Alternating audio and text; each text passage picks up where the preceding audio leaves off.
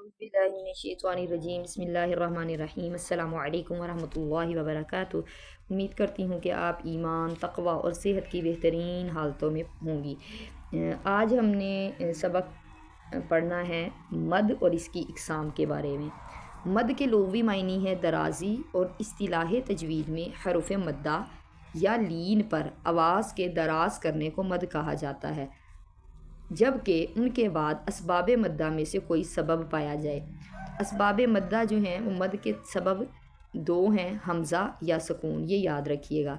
यानी मद किस वजह से लगती है, या तो हमज़ा आता है और हमज़ा में अलीफ़ और हमज़ा दोनों आ जाते हैं, ठीक है, और या फिर सुकून होगा यानी जज़म लगी हुई होगी या शद लगी हुई होगी। अब देखिए हरूफ़ मद्दा जो है ना वो तीन हैं, ये हमने पहले पढ़े हुए हैं, अलिफ़, वाओ, या। अब इसका पता कैसे लगेगा कि ये हरूफ़ मद्दा हैं, तो हमने इसे माक़बल देखना होता है कि अगर अलिफ़ से पहले ज़बर हो तो इसको लंबा करते हैं, यानी ये हरूफ़ मद्दा है, जैसे क़ालू। फिर वाओ से माक़बल पेश हो, जैसे हम ये क़ालू ही को देख लें, क़ालू, वाओ साकिन है और वाओ से पहले पेश लगी हुई है तो इसको लंबा करेंगे। इसी तरह या साकिन से पहले ज़ेर हो, जैसे फ़ी ही।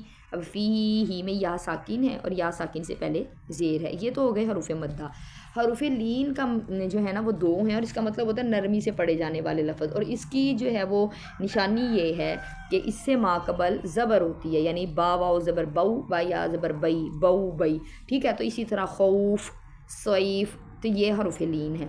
तो हरूफ़ अभी मद जो है वो कैसे होगी, या हरूफ़ मद्दा होंगे या हरूफ़ लीन होंगे, और उस पर आवाज़ों को हमने लंबा कर देना है। मद की दो इकसाम हैं, एक होती है मद असली और एक होती है मद फ़रई। मद असली, अगर हरफ मद्दा के बाद मद का कोई सबब ना हो तो इसको मद असली कहते हैं, यानी कि इसमें मद का कोई सबब इतना ज़्यादा जो लंबा करने वाला है। हमने भी पढ़ा कि मद का सबब क्या है, हमज़ा या सुकून। तो अब इधर देखें, ऊ तीना एक लफ्ज़ है, तो ऊ तीना इसमें हरूफ़ मद्दा तो हैं लेकिन मद का सबब नहीं है, तो इसको जो है वो हम एक अलिफ़ के बराबर लंबा करेंगे। और माहिर तजवीद के नज़दीक बंद उंगली को ना बहुत आहिस्ता और ना बहुत जल्दी खोलने या इसी तरह खुली हुई उंगली को बंद करने में जिस कदर देर लगती है, ये एक अलिफ़ का अंदाज़ा है। तो मद फ़रई क्या है, अगर हरफ मद्दा या लीन के बाद मद का सबब पाया जाए तो उसको मद फ़रई कहते हैं। मद फ़रई की चार इक़साम हैं, मद मुत्तसिल, मद मुनफ़सिल, मद आरिज़ और मद लाज़िम। मद का सबब अगर हमज़ा हो तो उसकी दो किस्में होती हैं, यानी हमज़ा की वजह से अगर मद लग रही है तो उसकी दो किस्में हैं, एक है मद मुत्तसिल और एक है मद मुनफ़सिल। आप अपनी आसानी के लिए याद कर लीजिए कि जो बड़ी मद होती है वो मद मुत्तसिल है, और जो छोटी मद होती है उसको मद मुनफ़सिल कहते हैं। मद मुत्तसिल की पहचान ये होती है कि अगर हरफ के बाद हमज़ा उसी कलमे में हो जिसमें हरफ मद्दा है तो मद मुत्तसिल है, जैसे जा सी आ शैउन मलाइकातुन, ये मद हमज़ा उसी कलमे में आ रहा है, और इसकी मिकदार जो है ना वो 2 अलिफ़, 2.5 अलिफ़ और 4 अलिफ़ तक हो सकती है, और इसको मद वाजिब कहते हैं। लेकिन मद मुनफ़सिल जो बारीक मद है, अगर हरफ मद्दा के बाद हमज़ा अगले कलमे में हो, दूसरे कलमे में हो, तो उसको मद मुनफ़सिल कहते हैं। जैसे फ़ी एक हरफ है, फ़ुसिकुम दूसरा है, लेकिन वो फ़ी देखा आपने हरफ मद्दा के बाद अलिफ़ आ गया तो ये इसको लंबा करेंगे, फ़ी फ़ुसिकुम व मा ज़िला। इसकी भी मिकदार वही है जो मद मुत्तसिल की है, यानी 2 अलिफ़, 2.5 अलिफ़ और 4 अलिफ़। फिर दूसरी चीज़ है मद का सबब अगर सुकून हो, यानी या जज़म हो या शद लगी हो, तो दो किस्में हैं, एक है मद आरिज़ और एक है मद लीन। मद अगर हरफ मद्दा या लीन के बाद सुकून आरज़ी हो तो पहली को मद आरिज़ और दूसरी को मद लीन आरिज़ कहते हैं। यानी अगर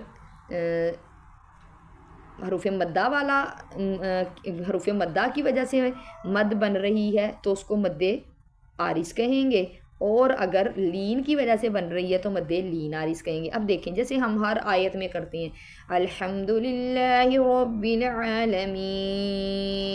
अब ये आलमीन को मैंने लंबा तो किया है, लेकिन क्या इसके ऊपर मद का निशान है? नहीं, लेकिन मैं इसको लंबा कर सकती हूँ। क्यों? क्योंकि यहाँ हरूफ मद्दा है और वक़फ़ करने की सूरत में सुकून आर्जी तौर पे है, तो इस वजह से हम इसको लंबा करेंगे। इसकी मिकदार में भी जो है वो यही है कि 3 अलिफ़ और एक कौल के मुताबिक 5 अलिफ़ भी कर सकते हैं। تین الف بھی کر سکتے ہیں، 2 الف بھی کر سکتے ہیں، یہ آپ کے اوپر ہے، ٹھیک ہے۔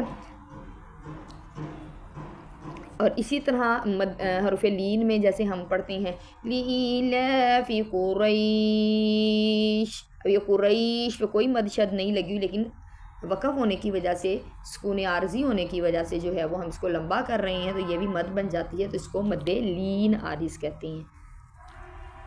پھر ہے مد لازم، اگر حرف مدہ یا حرف لین کے بعد سکون اصلی ہو تو پہلی کو مد لازم اور دوسری کو مد لین لازم کہتے ہیں، یعنی حرف مدہ کے بعد یا حرف لین کے بعد سکون اصلی میں میں نے 2 باتیں آپ کو بتائی تھی کہ شد لگی ہوئی ہو یا جو ہے وہ جزم لگی ہوئی ہو، جیسے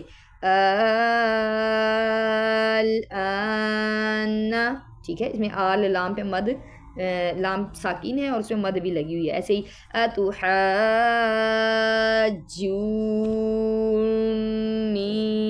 اب اس میں بھی دیکھیں گے کہ ہا کے اوپر مد ہے اور نون کے اوپر بھی مد ہے، جبکہ جیم ادھر شد ہے اور جیم کے اوپر شد لگی ہوئی ہے، اور جیم جو شد ہوتی ہے وہ ساکین ہے، ٹھیک ہے۔